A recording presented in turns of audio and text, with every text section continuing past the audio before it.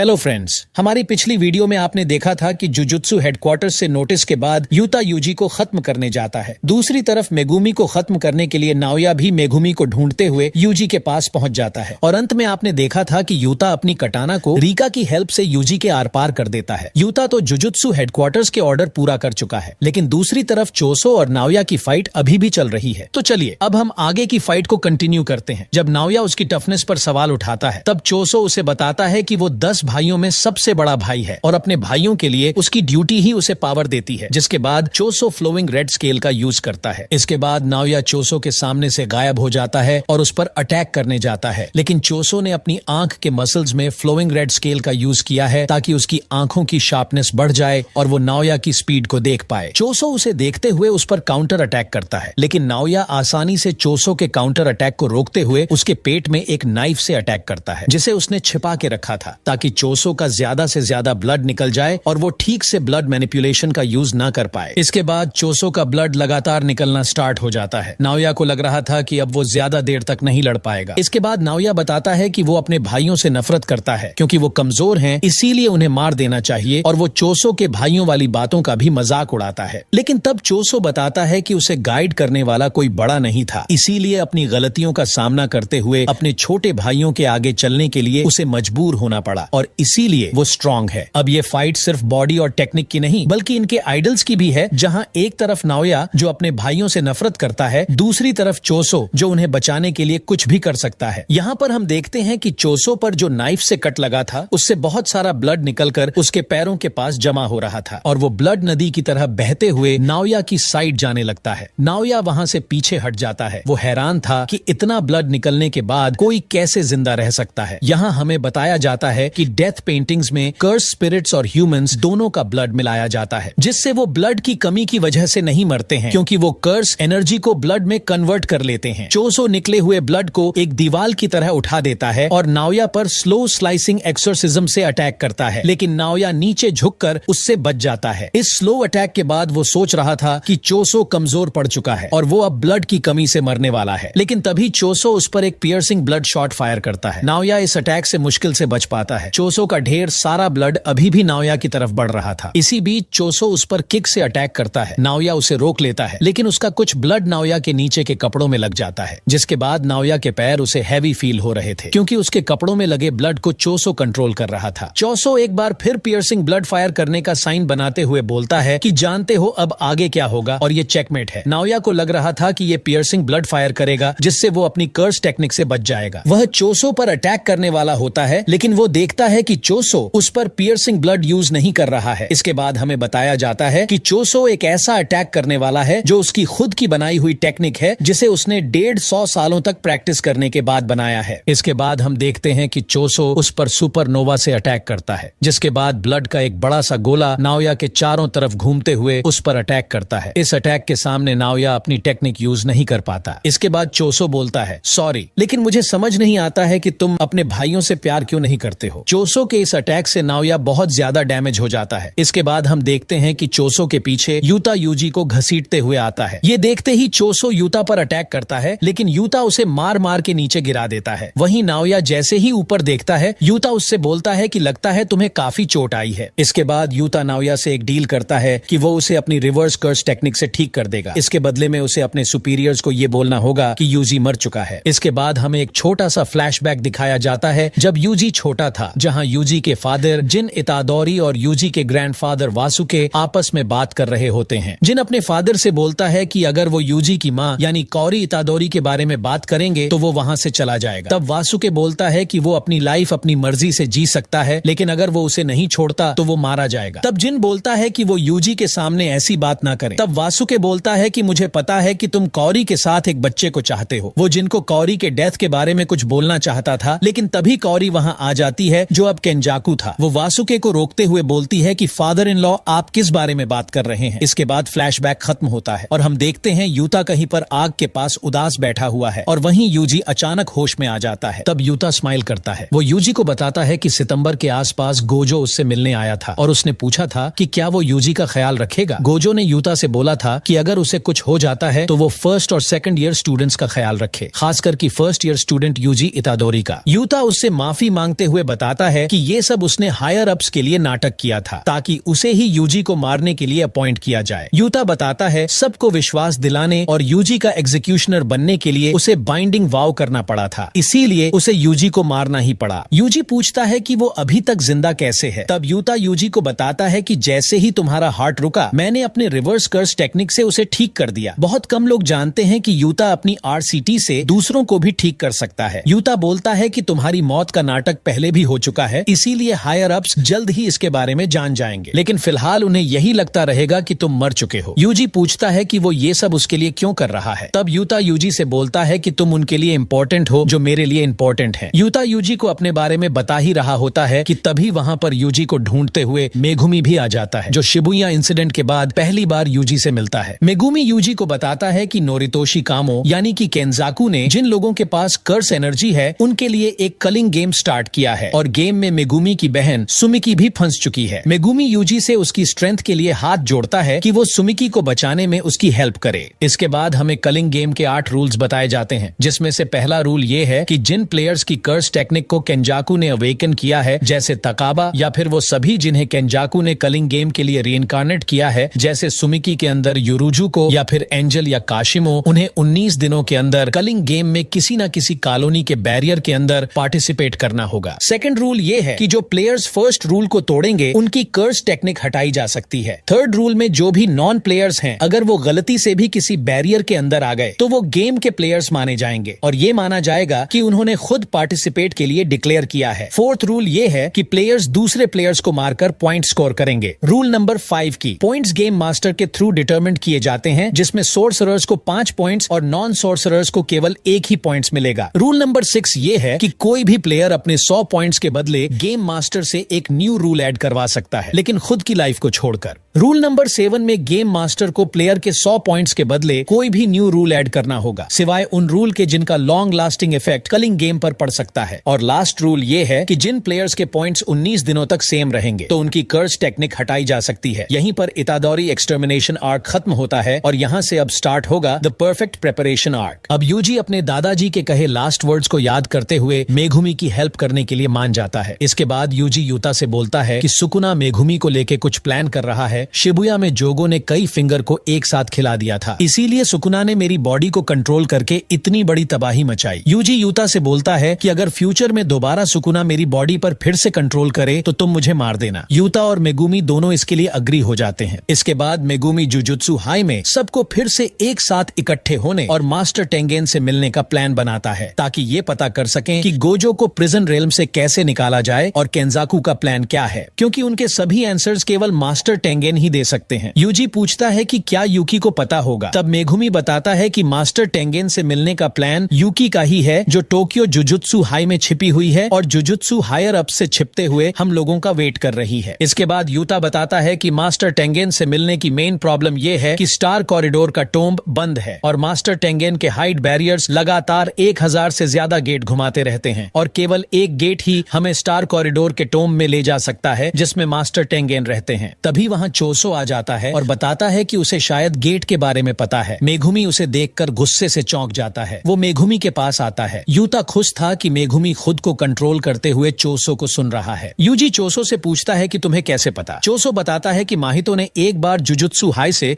Sukuna की finger और death वोम चुराए थे, हम भी ऐसे ही कर सकते हैं। इसके बाद यूजी यूता मेगुमी और चोसो चोरी छिपे जुजुत्सु हाई में जाते हैं और उसी कमरे में यूकी और माकी से मिलते हैं जहां गोजो ने यूजी को मूवीज दिखाए थे। यहाँ सब माकी को देखते हैं जिसकी बॉडी में जलने के निशान थे जब जोगो ने माकी और नाओबिटो को जलाया था। यूकी बताती है कि जलने के निशान रिवर्स कर्स टेक्निक से भी ठीक नहीं हो सकते हैं। हेवनली रेस्ट्रिक्शन से मिली फिजिकल ड्यूरेबिलिटी के कारण माकी जीवित रह गई, लेकिन नाओबिटो की कर्स एनर्जी भी उसे नहीं बचा सकी। इसके बाद माकी मेगुमी से टेंगन से मिलने के प्लान और बैरियर के बारे में पूछती है। तब चोसो आगे आता है और उन्हें बताता है कि सही गेट और टोम्ब के बीच एक कर्स वेयर हाउस है जहाँ उसके भाइयों को रखा गया है। चोसो उन्हें बताता है कि वो खुद के भाइयों से कनेक्ट होकर सही गेट को ढूंढ सकता है। माँ की प्लान से एग्री करती है, लेकिन वो पूछती है कि आखिर ये कौन है। तब यूजी बिना मन के सबको बताता है कि इसे आप मेरा बड़ा भाई समझो। ये सुनते ही चोसो बहुत खुश हो जाता है। अब इसके बाद चोसो ग्रुप को लेकर राइट गेट की ओर जाता है। गेट के पास पहुंचते ही चोसो को फील होता है कि उसके बचे हुए सभी भाई अंदर सो रहे हैं। गेट खोलते ही यूजी ये देखकर हैरान था कि गेट के पीछे कोई खास रास्ता नहीं, बस एक ढलान टाइप जगह है जहां पुराने पेड़ और पूरा जंगल है। उन्हें वहां एक वेयरहाउस दिखता है जहां चोसो के और भी भाई रखे होते हैं। सभी लोग वेयरहाउस से आगे बढ़ते हैं, लेकिन चोसो कुछ देर के लिए वहां रुकता है और वेयरहाउस के गेट को टच करता है और अपने भाइयों से उसके लौटने तक वेट करने को बोलता है और सबके साथ आगे बढ़ जाता है। इसके बाद वो सभी एक लिफ्ट से स्टार कॉरिडोर के टोम्ब तक जाते हैं। पहुंचने के बाद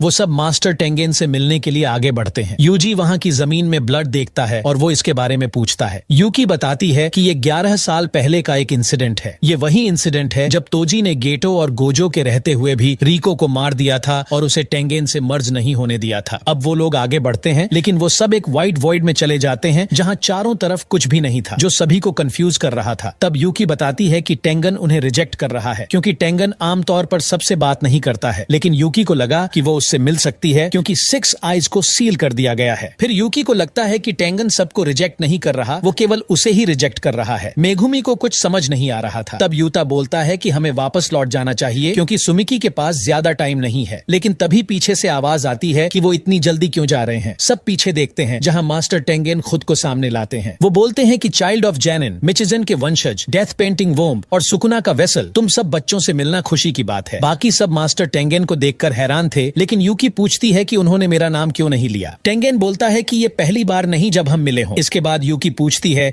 कि आपने द स्टार कॉरिडोर के टोम्ब को क्यों बंद कर दिया। तब टेंगेन बताता है कि उसे लगा कि वो केंजाकू के साथ हो सकती है। इसके अलावा केंजाकू अपनी बॉडी बदल सकता है, जो पहले नोरितोशी कामो और अब गेटो की बॉडी में है। यूजी चल रही इतनी इंपॉर्टेंट टॉपिक के बीच में बोलता है कि वो इतना अजीब क्यों लग रहा है। यूजी की इस बात पर मेगुमी सोचता है कि इसके अंदर इतनी हिम्मत कहां से आ जाती है। तब टेंगेन उन्हें बताता है कि उन्हें कर्स टेक्निक के साथ इमॉर्टैलिटी मिली है, लेकिन उनकी एज बढ़ती रहती है, इसीलिए हर एक 500 साल बाद उन्हें स्टार प्लाज्मा वेसल के साथ अपनी बॉडी बदलनी होती है। और 11 साल पहले वो तोजी की वजह से बॉडी नहीं बदल पाए क्योंकि तोजी ने स्टार प्लाज्मा वेसल को मार दिया था। इसीलिए टेंगन की एज स्पीड से बढ़ती गई, उन्हें इवॉल्व होने पर मजबूर होना पड़ा और वो पूरी दुनिया के साथ एक हो गए। इसके बाद मेगुमी और यूता मास्टर टेंगेन से गोजो को प्रिजन रेल्म से निकालने का तरीका और केंजाकू के प्लान के बारे में पूछते हैं, लेकिन टेंगेन इसके लिए एक शर्त रखता है कि यूकी, यूता और चोसो में से किसी 2 लोगों को उसकी रक्षा के लिए यहीं पर रहना होगा। इसके बाद टेंगन बताता है कि केंजाकू जापान के सभी लोगों को इवॉल्व करना चाहता है। वो आइडल ट्रांसफिगरेशन के साथ टेंगन के बैरियर का यूज कर ये सब नहीं कर सकता क्योंकि इसके लिए बहुत ज्यादा कर्स एनर्जी की जरूरत होगी। इसीलिए केंजाकू ने इवोल्यूशन को मैसिव स्केल पर करने के लिए जो तरीका चुना है वो है टेंगन को सभी ह्यूमंस के साथ मर्ज करना। इसके बाद टेंगन बताता है कि अब उसकी सोल हर जगह है, वो खुद को कंट्रोल करने के लिए एडवांस बैरियर टेक्निक का यूज कर रहा है, इसीलिए वो अपने इस रूप को अब तक बनाए हुए है। लेकिन अगर केंजाकू अपने प्लान में सफल हुआ तो पूरी मानव जाति टेंगेन जैसे फॉर्म में आ जाएगी, जहां एक दूसरे के बीच कोई बाउंड्री नहीं होगी, मतलब सभी की सोल एक दूसरे से जुड़ जाएगी और अगर कोई एक इंसान भी बुरा निकला तो ये बुराई सब में फैल जाएगी और पूरी दुनिया खत्म हो जाएगी। इसके बाद माकी बोलती है कि आप मर्जर से मना भी तो कर सकते हैं। तब टेंगन उन्हें बताता है कि अब वो इंसान से ज्यादा एक कर्स स्पिरिट है और कर्स स्पिरिट मैनिपुलेशन के साथ केंजाकू उसे 1 सेकंड में सीज कर लेगा। और यही रीजन था कि टेंगन ने गेट को बंद कर दिया था और इसीलिए उसने अपनी सिक्योरिटी के लिए यूकी, चोसो और यूता से बोला, क्योंकि केंजाकू टेंगन के बाद दूसरा सबसे बड़ा बैरियर टेक्निक यूजर है और वो कभी भी यहाँ आ सकता है। इसके बाद यूकी पूछती है कि केंजाकू और आप हजारों सालों से जिंदा हैं, लेकिन इतने सालों बाद ही वो ये सब क्यों कर रहा है। तब टेंगन बताता है कि 6 आइज, स्टार प्लाज्मा वेसल और वो खुद तीनों भाग्य से जुड़े हैं। केंजाकू पहले भी 2 बार 6 आइज वाले यूजर से हार चुका है और दूसरी बार उसने 6 आइज और स्टार प्लाज्मा वेसल को जन्म होने के 1 महीने के अंदर ही मार दिया था, लेकिन उस बार फिर भी 6 आइज और स्टार प्लाज्मा वेसल मर्जर वाले दिन आ गए थे। केंजाकू समझ गया था कि 6 आइज को भले ही वो मार दे, फिर भी मर्जर वाले दिन वो आ ही जाएगा। इसीलिए केंजाकू मारने के बदले उन्हें सील करने का प्लान बनाता है, क्योंकि एक टाइम में केवल एक ही 6 आइस यूजर हो सकते हैं और इसीलिए वो प्रिजन रेल्म को खोजना स्टार्ट कर देता है। और 11 साल पहले एक ऐसा इंसान आया जो हेवनली रेस्ट्रिक्शन के थ्रू फिजिकली गिफ्टेड था, जिसने 6 आइस के रहते हुए भी स्टार प्लाज्मा वेसल को मारकर उन्हें मर्ज नहीं होने दिया और उन तीनों के फेट को डिस्ट्रॉय कर दिया। जिससे टेंगन इवोल्व होके कर्स स्पिरिट तो बन चुका था, अब उसे केंजाकू कंट्रोल करना चाहता था। तभी एक ऐसा लड़का आया जो कर्स मैनिपुलेशन कर सकता था और जिसकी केंजाकू को जरूरत थी ताकि वो टेंगन को आसानी से कंट्रोल कर सके। और 6 साल पहले उसे वो भी मिल गया और उसको रोकने वाला आखिरी बंदा जो था गोजो, उसे भी उसने प्रिजन रेल्म में सील कर दिया। यही रीजन है कि केंजाकू ने इतने सालों के बाद कलिंग गेम को स्टार्ट किया। तब मेगुमी पूछता है कि आखिर केंजाकू ये कलिंग गेम क्यों खेल रहा है। तब टेंगन उसे बताता है कि इस गेम में प्लेयर्स और बैरियर की बाउंड्रीज का यूज एक रिचुअल में किया जाता है, जिसके बाद ही ग्रेट मर्जर एक्टिव होगा। रिचुअल के लिए उसने कुछ बाइंडिंग वाउज किए हैं, जिसमें से एक ये है कि केंजाकू खुद गेम का मास्टर नहीं है, इसीलिए उसके मरने के बाद भी ये गेम नहीं रुकेगा। गेम को रोकने के लिए सभी प्लेयर्स को मरना होगा या फिर जब तक प्लेयर्स गेम में पार्टिसिपेट से इनकार करके नहीं मर जाते। मेगुमी परेशान हो जाता है। तब यूता बोलता है कि हमें सुमिकी को बचाने के लिए कलिंग गेम में पार्टिसिपेट करना ही होगा और 100 पॉइंट्स जोड़कर एक नया नियम ऐड करना होगा, जिसमें सुमिकी जैसे वो प्लेयर्स जो गेम से बाहर जाना चाहते हैं वो बिना किसी नुकसान के गेम को छोड़ सकें। मेगुमी बोलता है कि इसके लिए हमें गोजो को फ्री करना होगा क्योंकि वो अकेले ही पूरे मैटर को कंट्रोल कर सकते हैं। अब टेंगन बोलता है कि पहले वो उसको गार्ड करने के लिए किसी 2 को चुन ले, क्योंकि अगर टेंगन को केंजाकू ने पकड़ लिया तो बहुत बड़ा खतरा सामने आ सकता है। तब यूकी और चोसो इसके लिए मान जाते हैं। इसके बाद टेंगन प्रिजन रेल्म के बैक गेट को निकालता है, क्योंकि गोजो को जिसमें सील किया गया है उसके 2 गेट हैं। फ्रंट गेट केंजाकू के पास है जिसमें गोजो को सील किया गया है। बैक गेट से भी गोजो को निकाला जा सकता है, लेकिन टेंगन यूजी को बताता है कि बैक गेट को भी केवल केंजाकू ही खोल सकता है। इसीलिए इसे तोड़ने के लिए इन्वर्टेड स्पीयर ऑफ हेवन या फिर ब्लैक रोप की जरूरत होगी, जो किसी भी कर्स टेक्निक को खत्म कर सकती है। लेकिन इन्वर्टेड स्पीयर ऑफ हेवन को गोजो ने 11 साल पहले ही डिस्ट्रॉय कर दिया था। वहीं यूता बताता है कि ब्लैक रोप भी अफ्रीका में मिगेल के पास है, इसीलिए इन दोनों रास्तों का कोई फायदा नहीं। लेकिन तब टेंगन उन्हें 1000 साल पहले की एक रीइंकार्नेटेड प्लेयर एंजल के बारे में बताता है, जिसकी टेक्निक रेल्म की सील को तोड़ सकती है। यहीं पर आज की ये वीडियो खत्म होती है। इसके आगे की स्टोरी को हम नेक्स्ट पार्ट में कवर करेंगे, जहां माकी की फाइट अकेले ही पूरे जेनिन क्लैन से होने वाली है। आप लोग हमें नेक्स्ट पार्ट के लिए कमेंट में जरूर बताना, साथ ही अपना ओपिनियन भी। और वीडियो पसंद आई हो तो एक लाइक करके जाना। मिलते हैं नेक्स्ट वीडियो में।